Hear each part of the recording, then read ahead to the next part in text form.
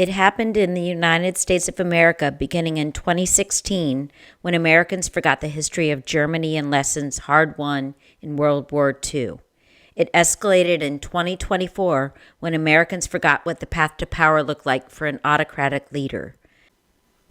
Appealing to mankind, the autocratic leader slowly gained followers by using fear tactics, distrust, and selfishness.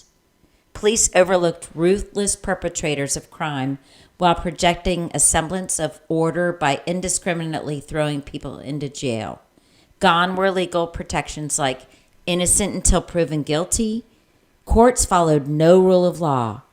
Only through bribes did people avoid long stays, torture, or death in prison. Women who remembered a time they were valued for their knowledge and abilities found themselves second-class citizens. They no longer had any say over their bodies. Abortion was completely banned and access to contraception became scarce. Overnight, women saw their hard-won advances in the workplace disappear. Equality between the sexes was null and void. The rich get richer, not because of their ingenuity or hard work, but because they were favored by those in power. Corruption became rampant. Enforcement of equal employment was replaced by nepotism. Without money, you were a nobody. You had no power. How could this happen in the land of plenty? This was a land that protected citizens and championed equality. It happened because Americans did not believe that something like Germany or Russia could happen to our nation. It happened because people became selfish and greedy. They had more than they needed and didn't care about others. Others were dismissed as unimportant and a nuisance to them. This is a tale about fate of those who suffered the brunt of cruelty and disregard when America lost democracy.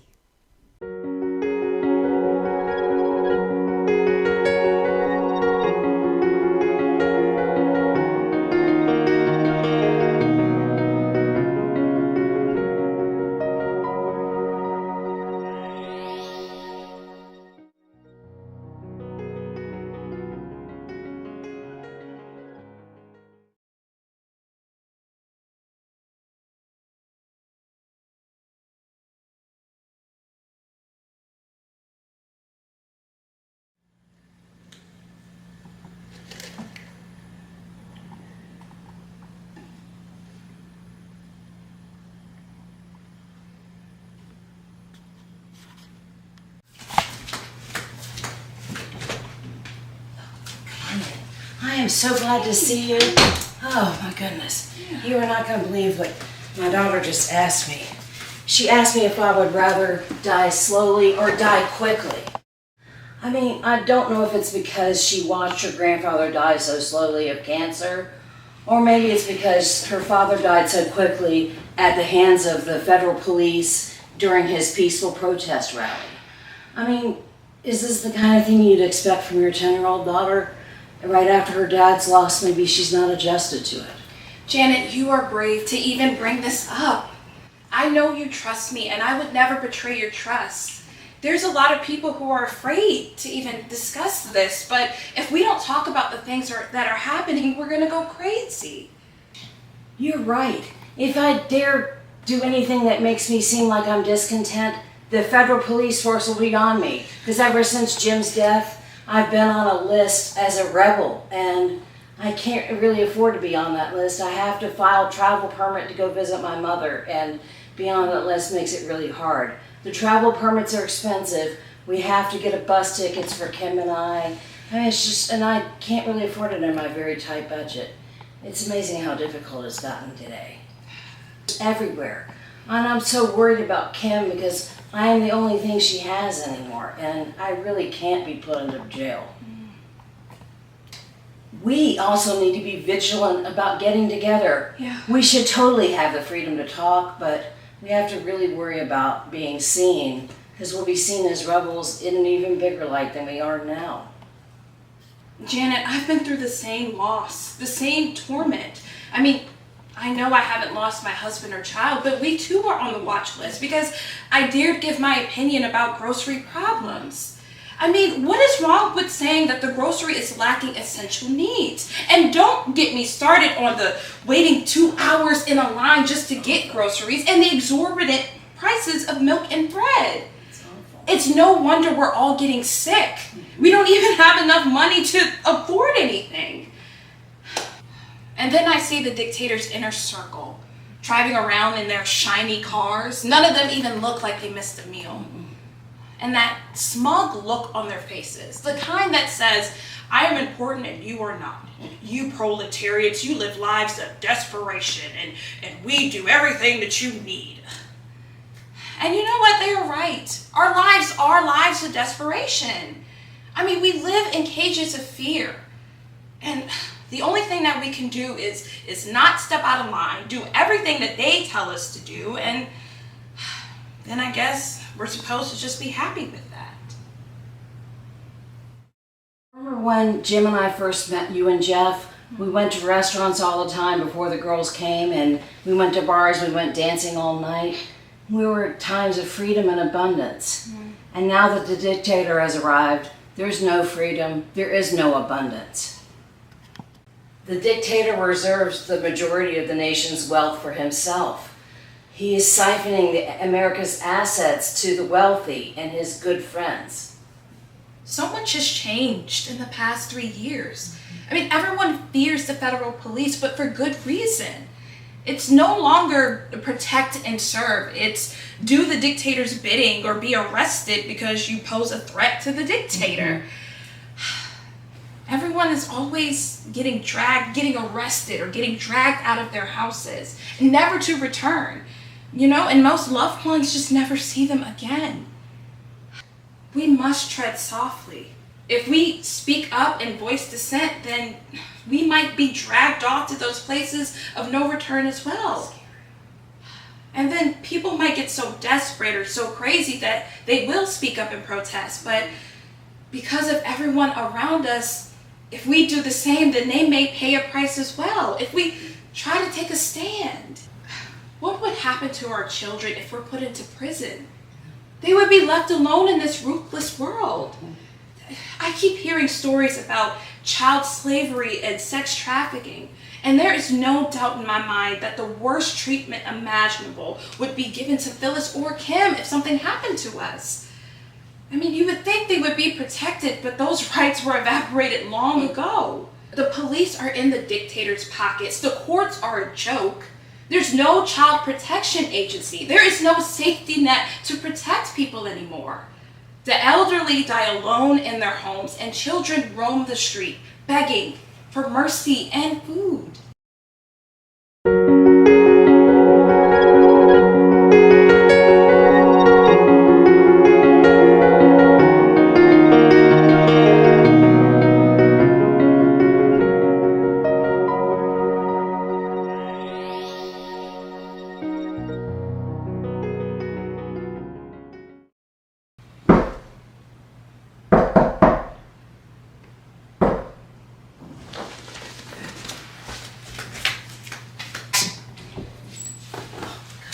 Are you sure no one saw you coming? It's so nice to see you. It's good to see you. Oh my goodness. Yes, I'm getting very good at hiding my tracks. I go from store to store, I go past my destination, then I turn around and come back towards your house and keep looking behind me. If anybody followed me, they'd get dizzy. Out of all of us, you are the most meticulous at making sure you're not being followed. So who Well, else? now we're just waiting for Pam and Catherine to show. Okay.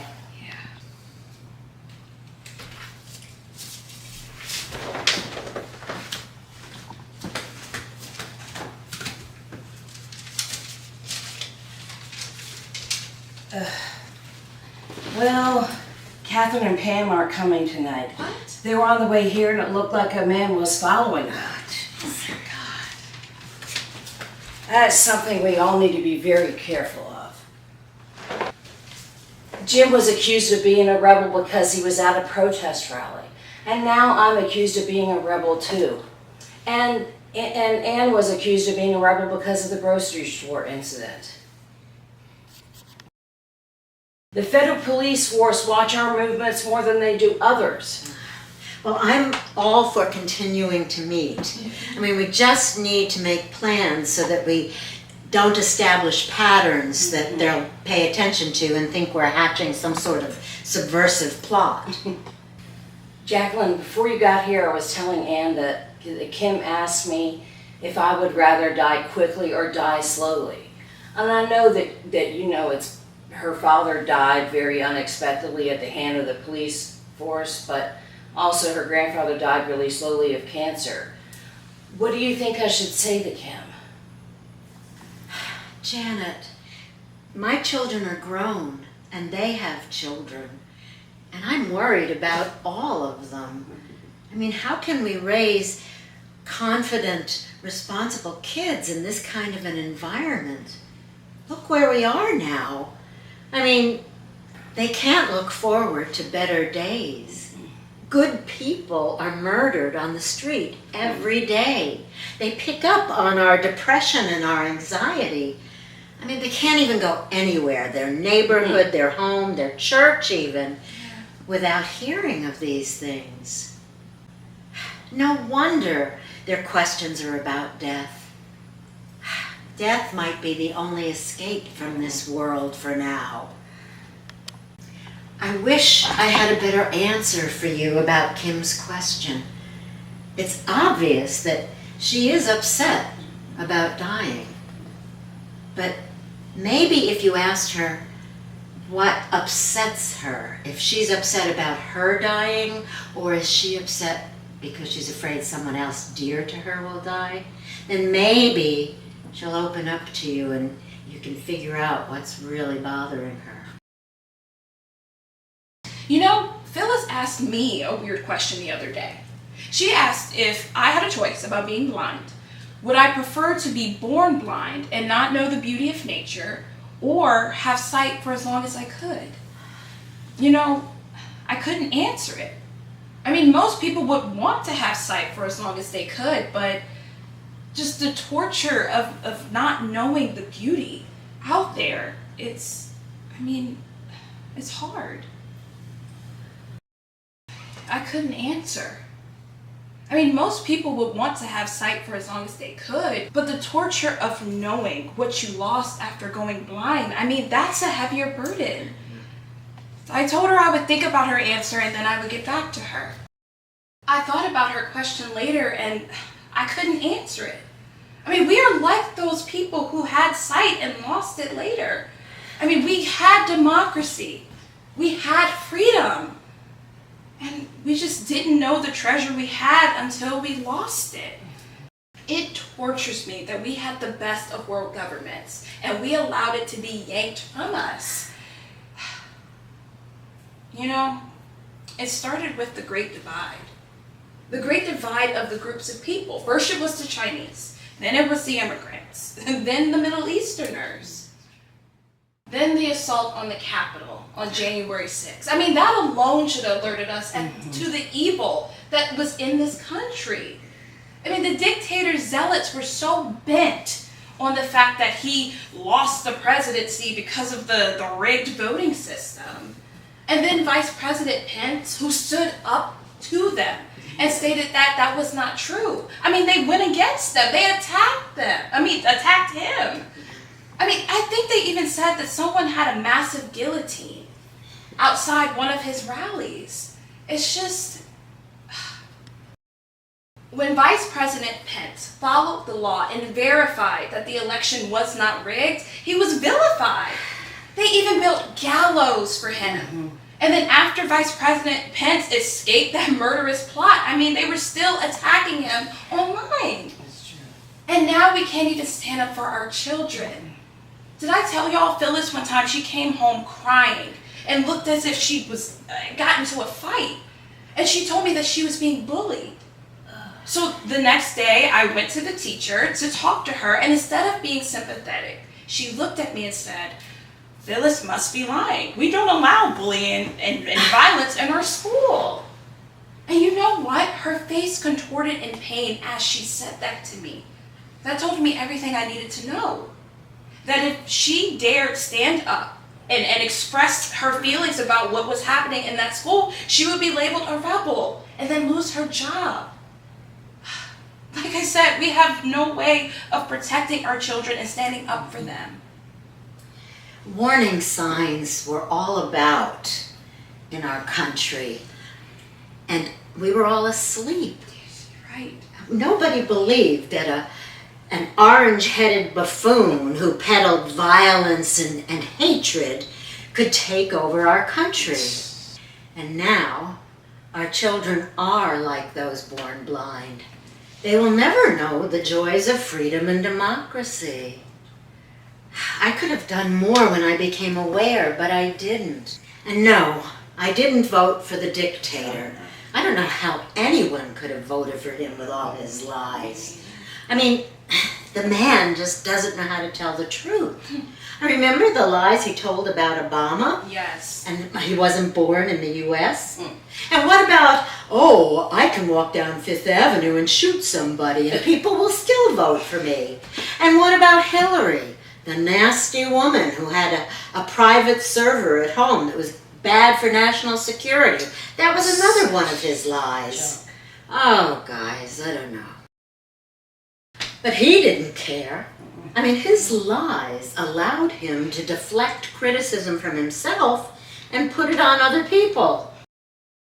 I didn't realize the impact of him placing conservatives on the U.S. Supreme Court. Now Roe v. Wade has been overturned. We no longer have voices protecting our bodies. Even contraceptives are being challenged. He has pushed back the women's movement progress to the early 1900s. Democracy failed because he destroyed the checks and balances that kept everything safe. The U.S. Supreme Court was clearly under his control. All he had to do was capture the executive branch again. Then there was nothing stopping him from getting complete control over our nation's decision and resources. You know, Jacqueline, the most haunting feeling I have is guilt. I really wish I could give Kim the kind of carefree childhood that I had. If I had just spoken up sooner, maybe more people would have stepped up and done something. Maybe more people would have voted. Some days, I feel almost suicidal, but then I realize what that would do to Kim, and I can't leave her alone in this vicious world. Now listen, if you ever get that desperate, you call me. I mean it. I will be there for you. You know, I admitted that when we lost our freedoms, we lost our democracy. And recently I've been thinking about what we've become. And I've been thinking and reading about other countries, Nazi Germany in the 40s, Iraq, Russia, China, and comparing them to what we have now. And when a country is led by a dictator who's a tyrant, there are dangers, and I made a list here. Let me read it to you. When a dictator rules, this is what it looks like. There's only one dominant political party. The dictator has supreme authority to make laws and control all economic, political, and social decisions. And this is what we have. There's only propaganda-based news because freedom of the press and truth-based media coverage is banned, right? The dictator controls the military, the police, and the federal police force. He controls too much. Justice systems are rigged and fair trials evaporate. Citizens have no protections or safety in any judicial system. There are no rights for free speech or peaceful assembly. There are no regularly scheduled elections. So the dictator can rule for life or for decades until they die. The dictator's rise to power and his unlimited term reign is rooted in the nation's fanatic far-right element. Wow. As I studied other governments in other times, I go, there we go again. History is repeating itself. And we'll be just as tragic as those other countries if this continues. The group explored warning signs that America was losing democracy. They recalled the Great Divide in our country. They recalled that the dictator actively interfered with Obama's presidency and Clinton's presidential bid. The dictator gained control over the Republican Party with one-party dominance.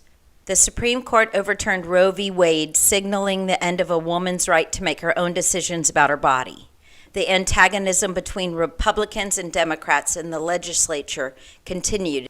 The gap between the two parties widened. The nation was stalemated. Democracy was crumbling, and no person or government agency was strong enough to stop the decay.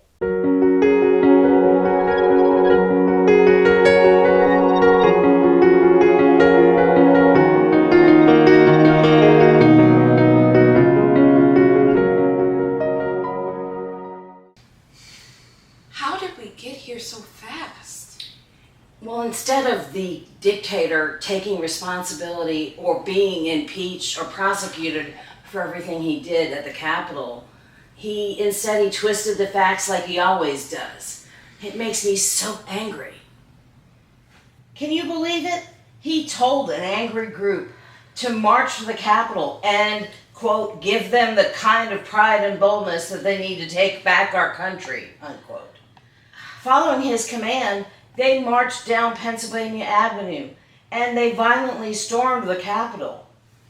Meanwhile, for over 3 hours, he sat in the White House watching the desecration of our Capitol unfold on television. He was confronted by his staff and fellow Republicans who begged him to intervene and stop the violence. Yet, he refused to call in reinforcements for over 3 hours. He finally sent a Twitter message to his followers to tell them to stop, while he also praised them for standing firm because the election was stolen from us. It's that lie that prompted the vicious assault. Wouldn't anyone else be called a traitor and tried and found guilty for dereliction of duty? The dictator had this troop of lawyers on speed dial, and they dealt with his extramarital conquests, the workers he stiffed, and even his corrupt business practices.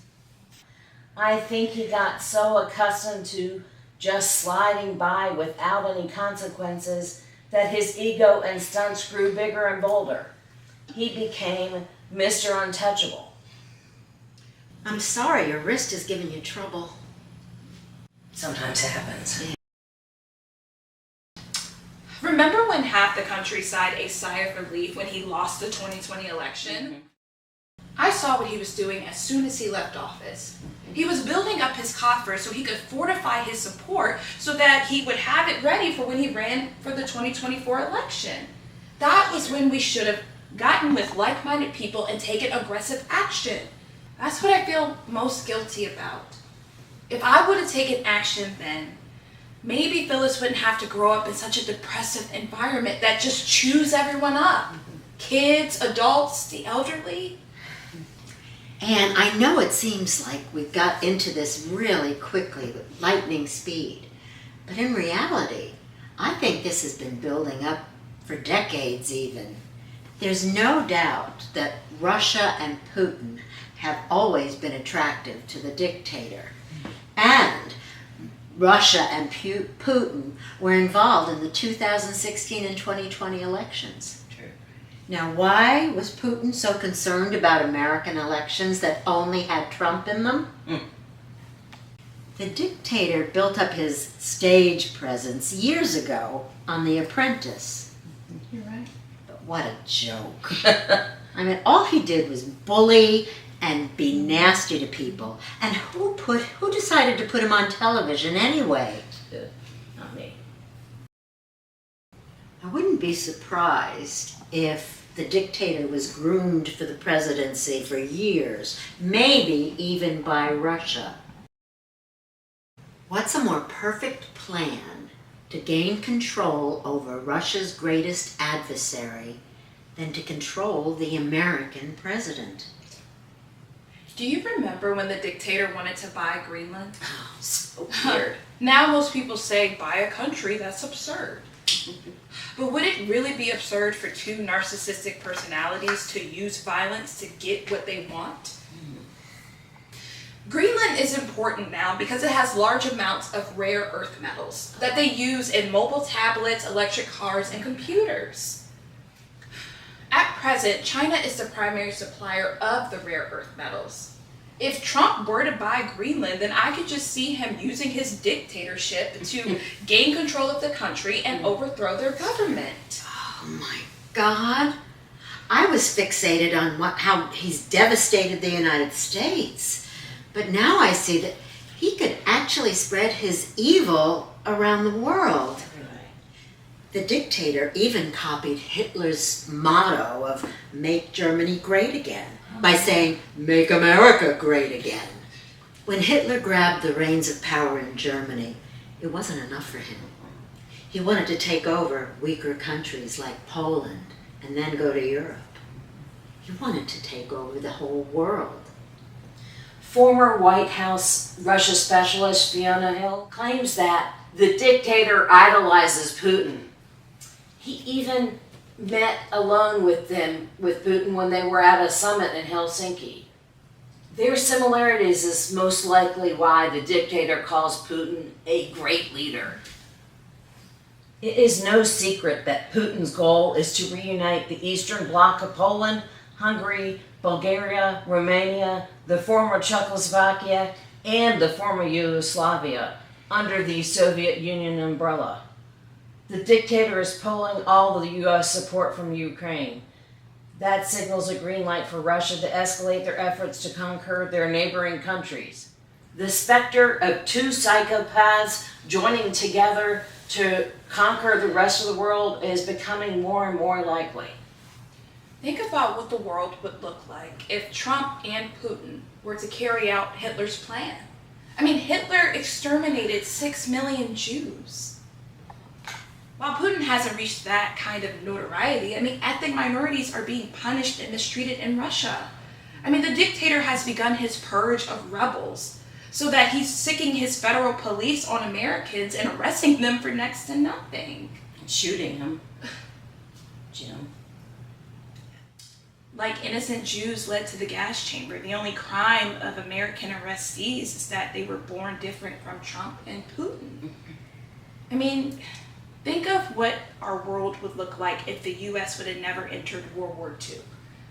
I mean, they would have never created the great deterrent, the atomic bomb. Today, the bomb might not be a deterrent, but the dictator could definitely use it to force submission. If the dictator controlled more of the world, there would be no end to his malicious use of American resources. Military, courts, the police, tools of destruction. More people would die. People would hate America even more than they do now. Is there anything we can do now? I mean, I can't even come up with anything that won't endanger the lives of our children. But if this spreads more worldwide, then we wouldn't even be able to leave this place and move to a better place outside of the U.S.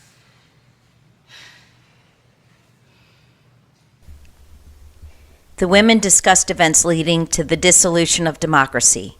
It was glaring that the dictator incited a crowd to storm the Capitol and then sat for over 3 hours while the building was decimated and lives were lost and endangered. The Capitol is a sacred symbol of America's democracy. To suggest that a crowd disrespect in any way is anti-American, that anyone could escape serious consequences for dereliction of duty or inciting violence showed that democracy was deteriorating. The path to power of this dictator may have been a coordinated and decades-old plan. A Trump-Putin alliance made the women shiver as they pictured a world without liberty or citizen protections.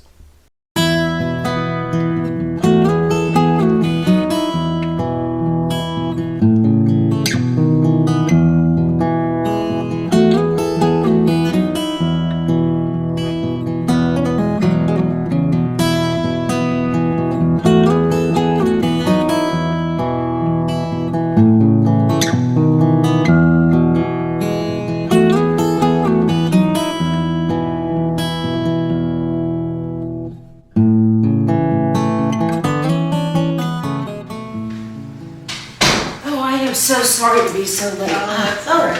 Hey, how was your week last week? Oh, Janet.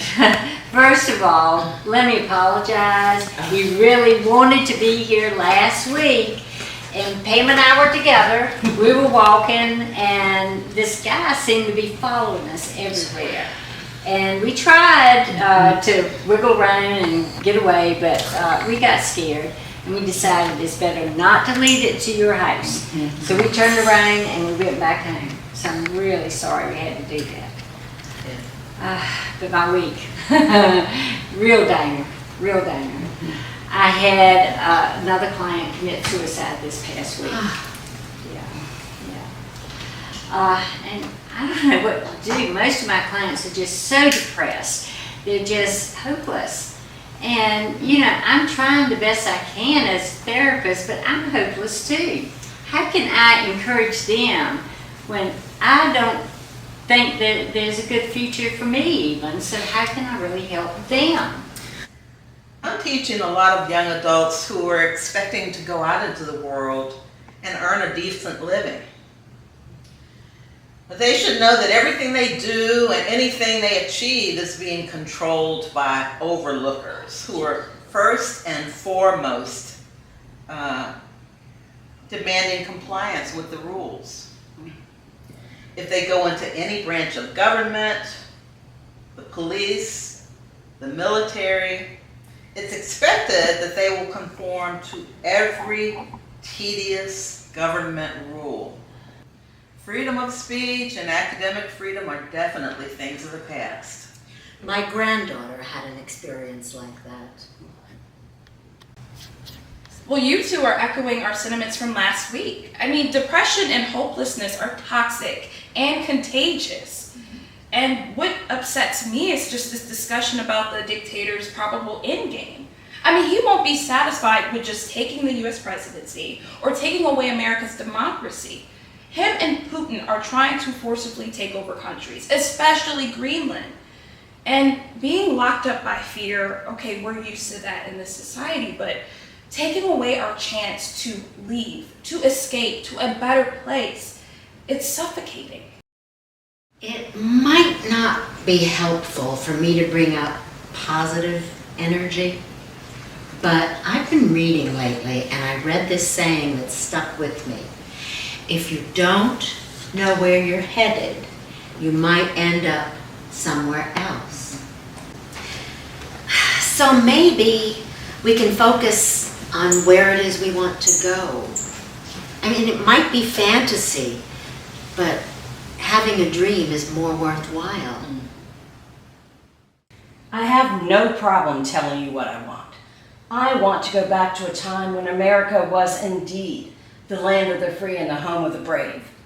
I want the freedom to become what I want to be. I want the bravery to charge forward knowing that there are legal safeguards protecting my rights, my individual rights. We don't even know what individual rights are in this post-democracy America. Do we have any rights? No. Any bravery? I am so afraid of everything. If I speak up, I could be put in prison. If I offend a person in power, my life is in danger. So no, I am not brave. And I don't see anyone willing and ready to stand up to the one person who is in charge of all the lawlessness and makes all the decisions. I really want to get back to an America that is the land of the free and the home of the brave. Well, I just want to be able to trust again. And you know, one of the first things that the dictator did to undermine us was to call everything that he didn't like fake news. And the television stations that rallied behind him became propaganda machines for him. So now, I don't know what to believe. Probably none of us does. I agree with you. I mean, trust is a big issue. For me, coming from where I'm coming from, for the psychologist, I want a nation that really cares about each other and has good mental health. But when you look at our leader, when the leader doesn't have good mental health, then that spells doom for the rest of us. So, you know, when you think about what's happened in the past years of the type of language that is used about Mexicans, about Middle Easterners, about Chinese, and look what he said about blacks. You know, when the looting starts, the shooting begins. I mean, that really, that's a threat. I'm sorry, that is just a threat. They started. I haven't seen a divide of such hatred and animosity ever in my lifetime, but if you think about America, probably you have to go back to the Civil War before you can say that type of divide has happened. That's where we are. Yeah, that's where we are. So if I had one wish, it would be for people to learn to be civil, to be caring about each other, to be respectful of people with different ideas, different looks, different opinions, and just respect each other. I agree with everything you all said. What I most want back is the democracy. I mean, democracy had rules. We had the power to vote for our representatives. I mean, the laws protected all of the citizens of America. You know, police would provide a safe environment, and people respected the rights. And we were considered equal. Just democracy, without it, I mean, we lost everything. Before it, I had a good education. And I was able to work in an amazing place until I lost my job. I mean, they didn't even give me a reason for why I was fired. All because I wrote a letter talking about the horrible conditions about the grocery stores, the electrical and gas system, and the horrid labor conditions. Now I have to pick up freelance work wherever I can.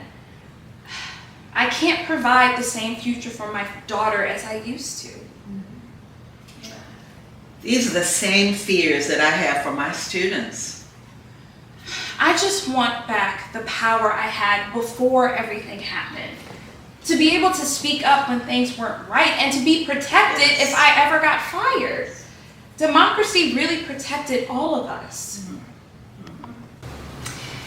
Well, we all have ideas about what we want and how we want our futures to go. But I'm surprised that nobody said anything about reinstating rights for women. That's a big one. Huge. I've experienced firsthand how devastating the Supreme Court's decision to abolish Roe versus Wade is and was. My granddaughter was raped by a man that she didn't know very well.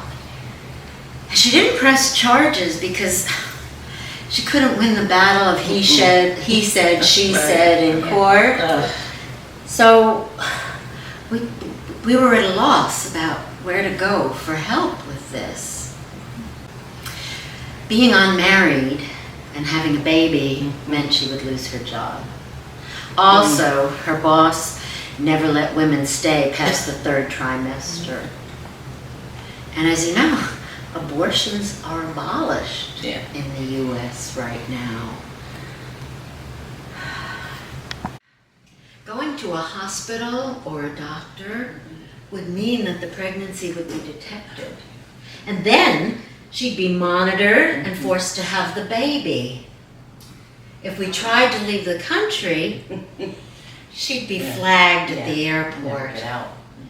So we decided that we'd go into Canada. And she used her papers from her younger sister because they both look alike. And we were in Montreal for 4 weeks on a tourist visa. And she was able to have an abortion there. But now her state is banning contraceptives. So we're worried, I'm worried, that if she gets pregnant again, she's going to be in big trouble. I can't believe that women stood by when all of our rights were taken and they didn't solidify and come together and defeat the dictator. That's true. I don't get it. I mean, don't women realize that if we have no right to say what to do with our own bodies, we have no power at all? That's right. Some women expect men to take care of them, just like they did in World War II times. Oh, and that's horrible because it just results in miserable marriages and too many children. I don't know how we get there, but I want a future where women are respected and aren't second-class citizens. Since our voting rights were taken away, and the president can stay in power for as long as he wants, I don't see a way to get our rights back in a peaceful way. I just don't know what we can do. Let's do something positive with our thoughts. Okay. A day may come when our dreams can become a reality. Great.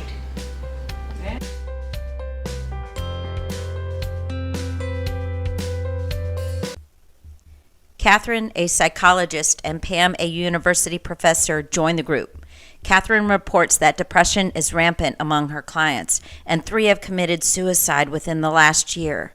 Pam reports that academic freedom is gone at the university. The women are still shaken by the image of a Trump-Putin alliance that could take over control of the world. Jacqueline suggests a shift from the depressing vision of a dire worldwide future to thinking about what they would want reinstated if they had a chance to change current-day America.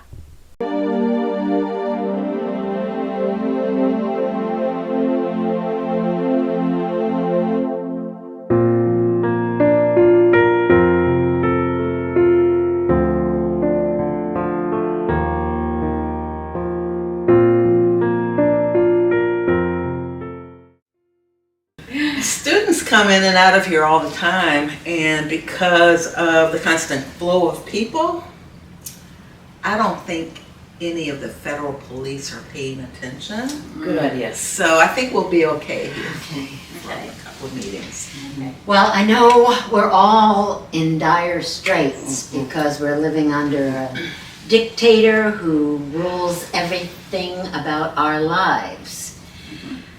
But I must admit that I got frantic after the last meeting when I was thinking about the dictator and Putin getting together and possibly doing horrible things to take over the world.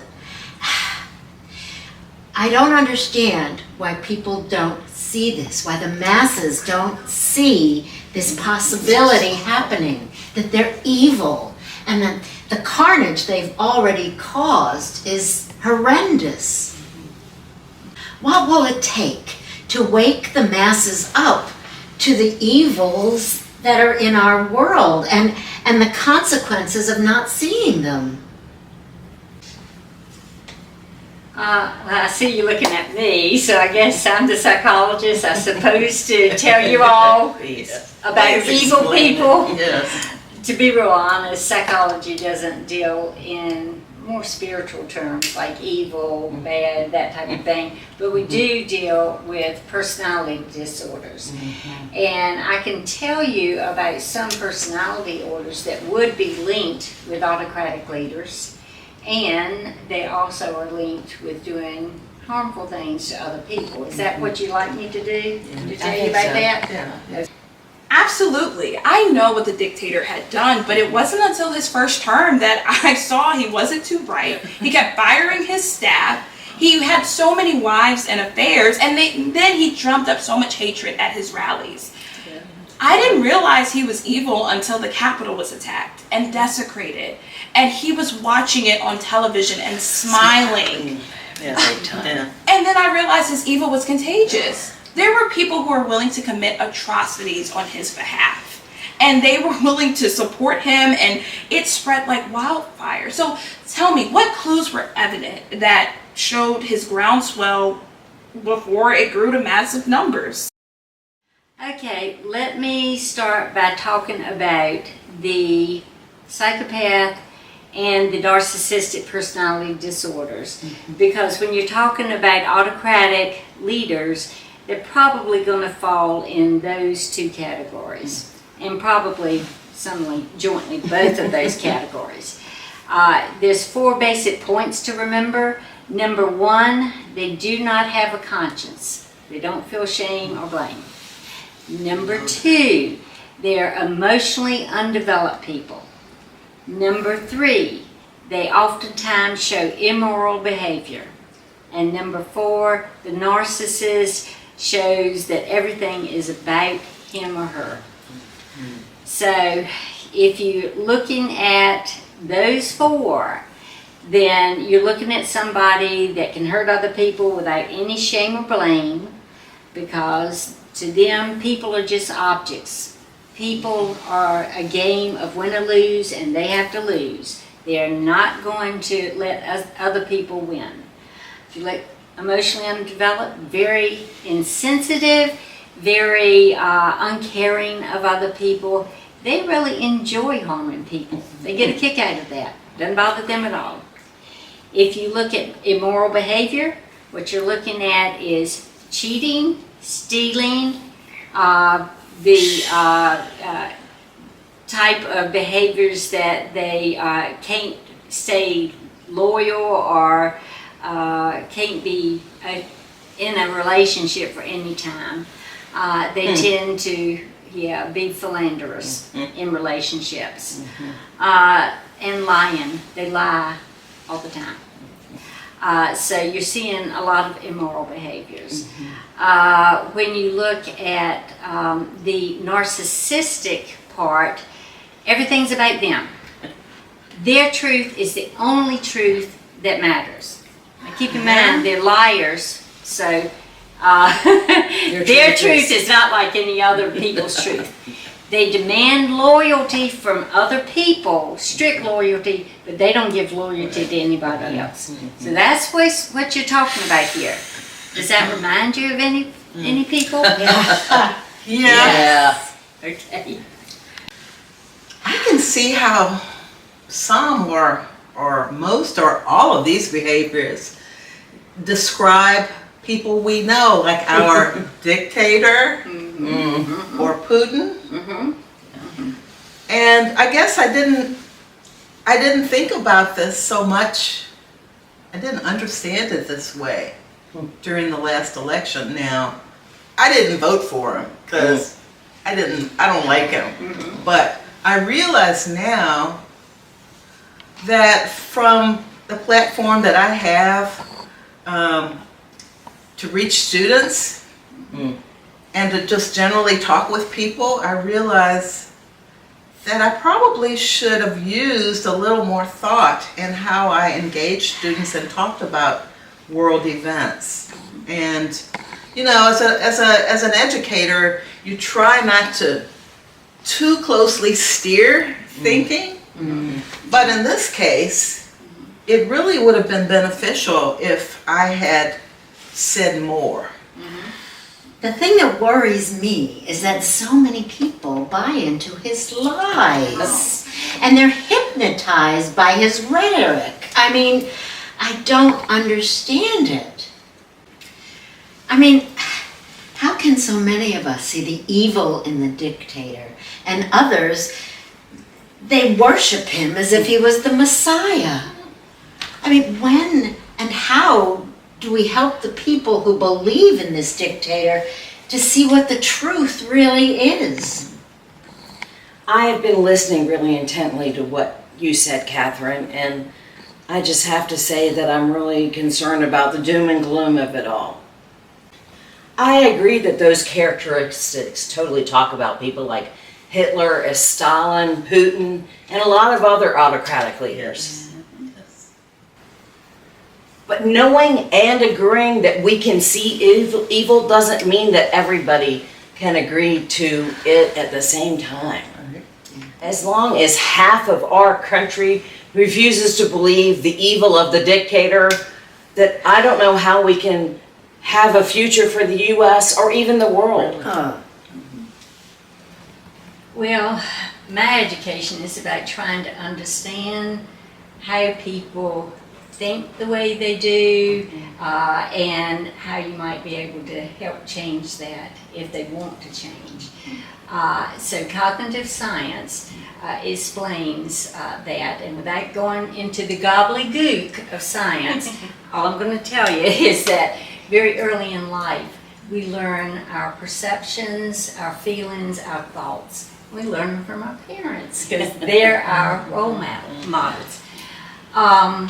So if you are raised in a family with very conservative, ultra-right parents, more than likely you're going to have those type of thoughts and feelings and perceptions. And the same with the more liberal. You'll lean that way. But different surveys, and one from Princeton says that 40-some percent, 41, 42% of voters will say that they're independent. In other words, they can lean one way or another, and they're independent thinkers. Now, let's look at the facts. Let's see what makes sense. So those are the ones that we're going to have to appeal to. If we ever have a chance to appeal again to voters. They're the open-minded people. So you're looking at people like college youth. They're in a period of change and new ideas, and they're going to be open to those type of possibilities. We're looking, I think, in this case, women.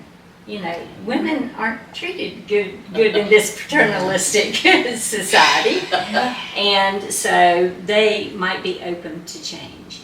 I think blacks certainly have not been treated well at all, but really all minorities, in the case of what we're dealing with, all minorities have been treated poorly.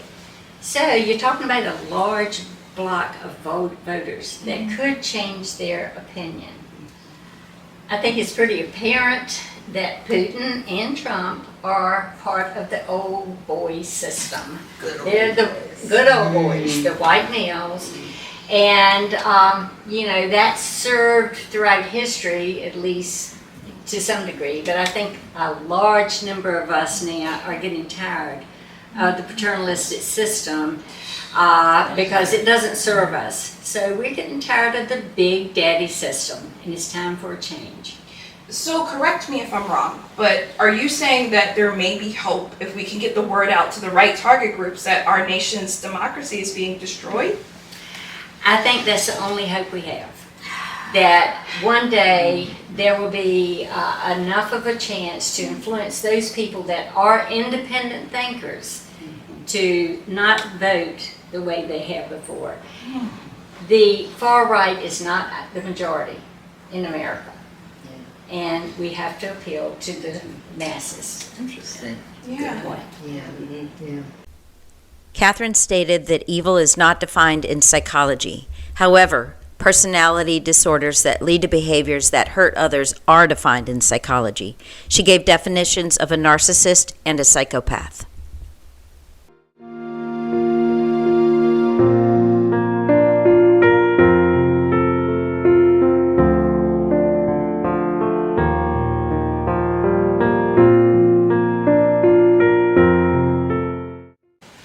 I was energized by our talk before lunch.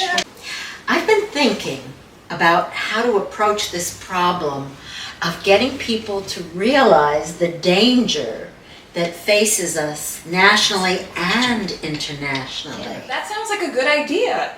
If we know the reasons for the democracy's undoing, then we can reconstruct the system by reversing it. The white male system was so upset when Obama was elected president. Then the Democrats put a woman presidential candidate up next, and that pissed them off even more. Putting a woman and a black man up as president seemed like an insult to the far right, because they believed that only people that looked like them could be president of the United States. They firmly believed that only white men were acceptable as presidents of the nation. Remember, the dictator became a banner carrier of criticism for both Obama and Hillary.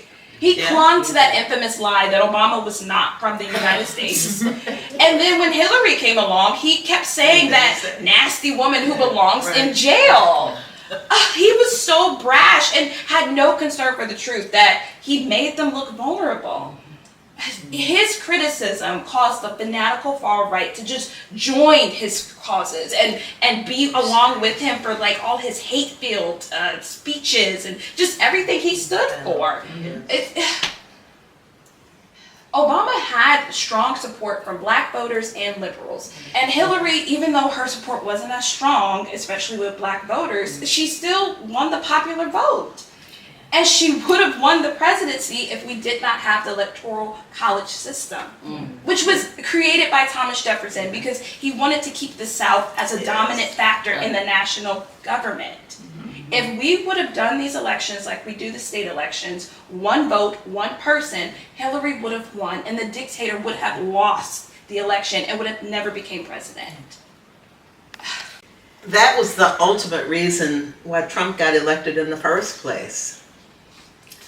There was something very fishy about James Comey deciding to investigate Hillary's emails, personal emails. Yeah. No reason. Those really put the nail in her coffin. Yeah. 2 weeks before the election. Yeah. Yeah. Comey, previously ruled that the personal emails were fine. Yeah. Mm-hmm. Forgot that. But for some mysterious reason, he reopened the investigation. Yeah. Previous secretaries of state, like Colin Powell, was found to use personal email, and, Yep. and that wasn't a problem. Of course not. So, just before the Comey investigation was reopened, Rudy Giuliani, Trump's lawyer, and Trump leaked that there was something about to be discovered. Oh, yeah. And so how did they know, and how did this happen? So again, my question is, where did this information come from? Was it the Russians? And by the way, Hillary's investigation turned up that she was not charged, right? Yeah. By the way. But I wonder how much influence the Russians really have had on our election. Ay, scary. Well, as you know, the Russian government has been hacking into our affairs for years and years. Yeah. And in 2020, hackers breached a U.S. cybersecurity firm. That one of these firms that serves the federal government, energy, commerce, treasury, Wow. all the important things. And there's just no way to tell how much they did or what the impacts of. Oh, Lord. Yeah. That's really scary. Really scary. We certainly know about Trump's interference with Obama's presidency and Hillary's bid for the presidency. He bullied his way into American politics as early as Obama's presidency, and he has been a deciding force since then. Well, what we have to also remember is that he had been building up his fan base for years. He was applying pressure to all types of factions. He was reaching out to the Proud Boys, and they are factions of hope, hate, and violence. So that really did build up the division in the United States. Hate crimes rose in the United States when he pointed out the Mexicans, the Chinese, the Asians, any group. When he said, when the looting begins, the shooting is going to start, when Black Lives Matter. Anytime he said something like that, hate crimes rose. And the United States became more and more divided. And it wasn't just Republicans and Democrats. It was friends and family that got divided. When people gave up being empathetic and stood their grounds very obstinately, not willing to listen to other people anymore, not willing to understand. That's when we lost democracy. Also, we can't overlook that the dictator was using his finances and money to influence legislators at both the national and the state level. He actively attacked Democratic legislators and filled their positions with his own cronies. He was slanderous to all the Democrats and punished people who disapproved of him. He had the Republican Party sewed up by the time he took office.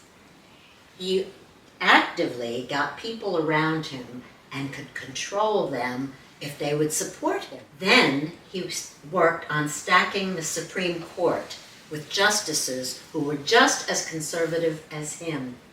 And Roe versus Wade was eliminated. And he took credit for it because he stacked the court with these judges. That's how he destroyed democracy. As president, he took control of all three parts of the government. We've seen how the dictator's actions have affected our democracy, and to get a clearer view of how everything really has been affected by his actions, I made a list of all of the things about a true democracy of what we have to have. Get this out. All right, for a nation to claim that a democracy is the frame that undergirds and holds together their nation, the following basic rules and practices must be in place. 1. There is a political plurality, having at least two parties with approximate power in democracies to balance each other. 2. Democracies have separate and independent governmental units providing checks and balances. 3. Democracies have separate and independent court systems that base objective decisions on constitutional and procedural laws. Courts must ensure fair handling of complaints regarding illegal and criminal actions, unfairness, injustice, or suppression of citizens' rights. 4. A democratic government has military and criminal justice agencies, including police, that are fair and objective in enforcing laws without suppressing the rights of law-abiding citizens. Procedural laws are needed that disallow excessive force and unlawful arrest. Only authorized police, military, or criminal justice officials can enforce law. 5. A democracy provides for regularly scheduled elections of executive and legislative leaders. Voters must have unimpeded voting access. There needs to be practices to check for fair voting. Term limits are given for elected officials. Laws are established that limit foreign campaign funding of political candidates. 6. There is no suppression of free speech unless speech incites violence towards others. Orderly and peaceful citizen protests or rallies are allowed.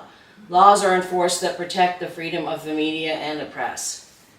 7. A democracy provides equal and fair access to education and job opportunities for citizens. 8. A democracy upholds individual freedom and citizen equality. My. This dictator has destroyed all the elements of democracy in our nation. One by one, he has stripped it away to the point where it no longer exists in America. At least we know how to get it reinstated. Get back what we once had. The one thing the dictator could not take away was us. We, the people, are still here, and he needs us. You're right. He needs people to provide taxes to run the country. He needs people to do the work of the country. Yep. When enough people are fed up with the dictator's treatment of them, they will find a way to stop working, or they will find a way to try and stop the dictator. The group reviewed the dictator's neglect of the sanctity of American democratic symbols and institutions eroded democracy. The dictator used the period between 2020 and 2024 to build his coffers to support legislative Republican candidates that would do his bidding. The dictator built his fanatical fan base of followers like the Proud Boys. The dictator demonized ethnic and racial groups and fanned the flames of hatred and division in the country. He stacked the U.S. Supreme Court with conservatives. The dictator's supporters did not value morality, decency, or respect of others. Characteristics of a democracy. For a nation to claim it is a democracy, it needs a vigorous and equal 2 or more party system to ensure balanced representation. Separate and independent legislative, judicial, and executive systems providing checks and balances on each other. Separate and independent court systems, local, state, and federal, based on constitutionally based legal interpretations and procedural law enforcement. Military and criminal justice entities with policies that are fair and objective in enforcing laws. Regularly scheduled local, state, and federal elections with unimpeded voter access to election process. Protection of free speech unless such speech incites violence. Equal and fair access to education and job opportunities for all citizens. Protection of individual freedoms and citizen equality.